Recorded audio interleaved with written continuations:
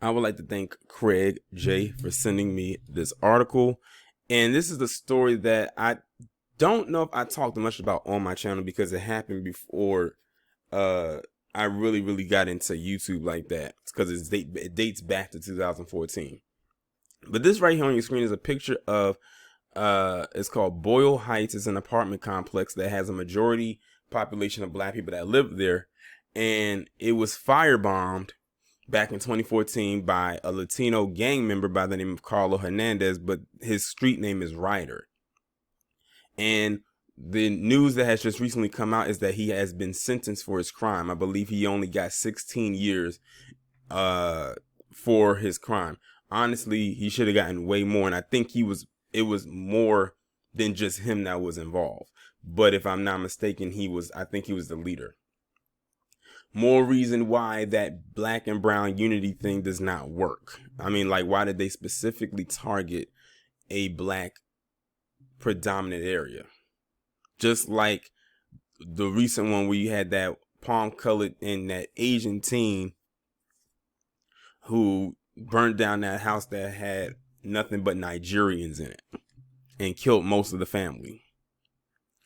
A Latino gang member orchestrated a plan to violently smoke out several black families from their East Los Angeles homes in 2014 was sentenced to 16 years in federal custody Tuesday. Carlos Ryder Hernandez, age 36, was the leader of the Big Hazard, a ruthless street gang that for years terrorized the Boyle Heights neighborhood in East LA. Part of the gang's mantra was forcing all the unwanted black residents out of their territory. So they were basically doing their own version of gentrification or cleansing, I should say. Hernandez coordinated in an unprovoked attack the night of Mother's Day 2014. 8 members of the Big Hazard street gang tossed lit Molotov cocktails through the windows of 3 African-American family homes as they were sleeping. Each home was occupied by children at the time. The gangbangers also firebombed the home of a Hispanic woman who lived next door to one of the black families. She was just a casualty. The gang's intent was to force the African-American victims to move from the housing tenement, according to federal prosecutors.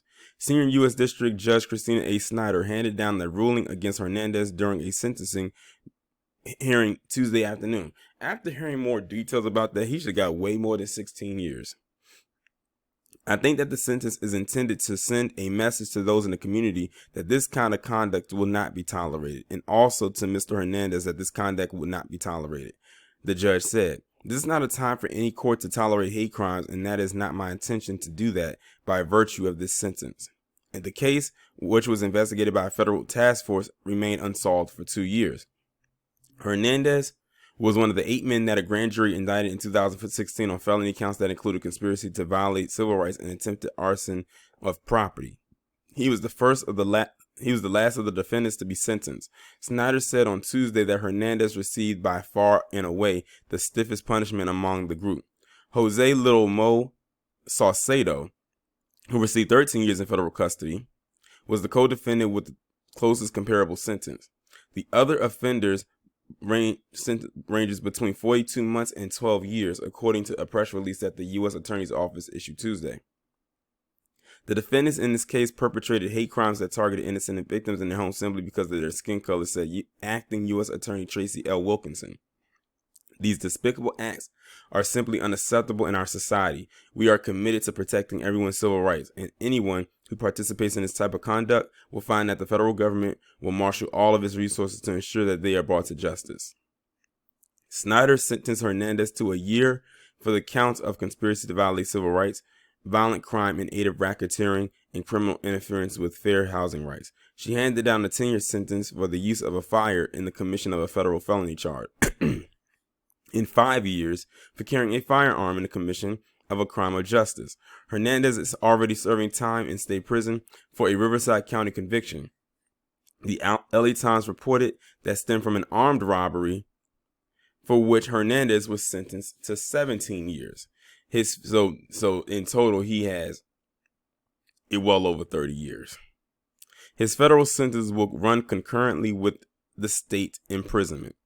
Hernandez must pay restitution. That amount will be determined at a hearing in the future. He'll be on probation for 3 years after his release from federal custody. Snyder ordered him to participate in an outpatient substance abuse treatment as well as counseling program. Let me tell you something right now. That kind of hatred, I don't think there's enough counseling in the world that can get that out of you.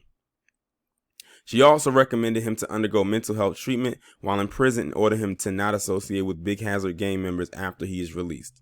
Hernandez did not give a statement during the hearing. After the sentence, he asked Snyder to recommend that he be sent to a federal prison in the western region of the country when he's placed in the bureaus of prison custody.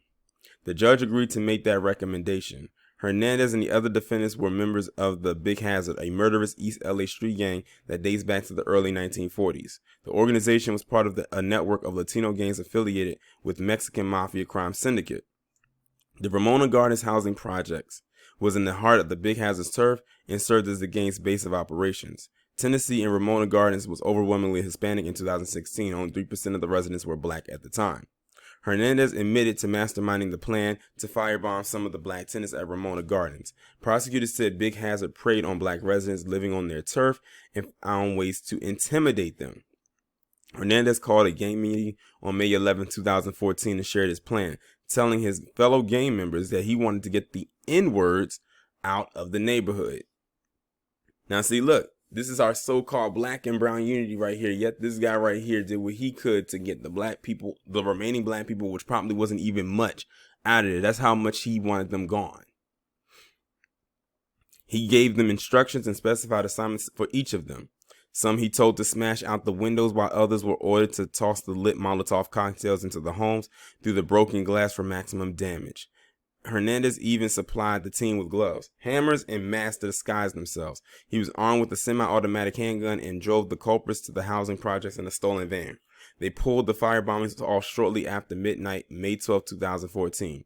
The combustible Molotov cocktails caused several fiery explosions, but no one was hurt during the attacks except Hernandez himself. Firefighters were quickly able to quell the flames. All of the defendants admitted to federal investigators that the gang targeted the black victims because of their race.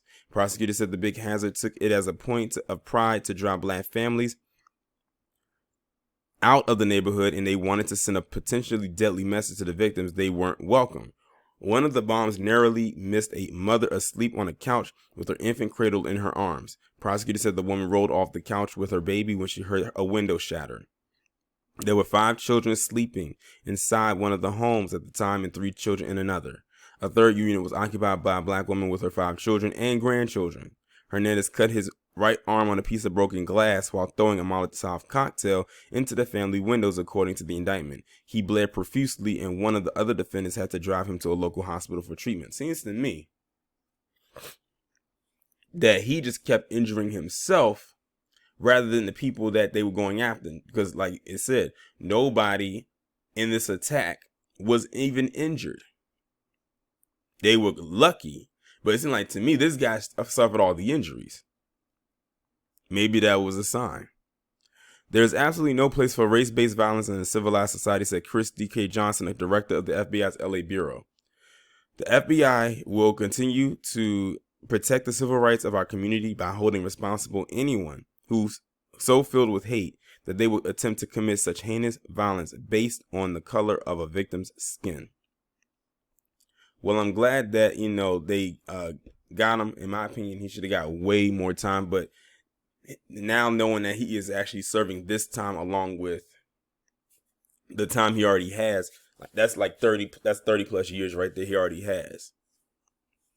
But still at the same time, this black and brown unity as a collective won't work.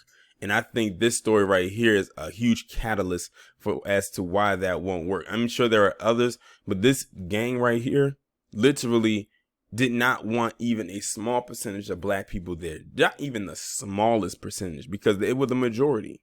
And to be honest, I'm sure black people were probably there way longer than they were, but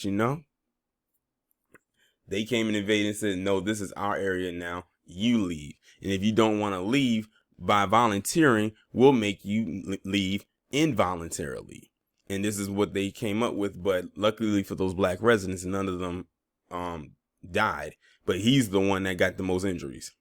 He hurt himself in the process while trying to hurt others. That's karma in a nutshell. Y'all let me know what y'all think about this down in the comments. Like, share, subscribe. If you have not done so already, make sure that you text the number that is pinned down in the comments below so you can receive notifications every time I upload a new video or go live.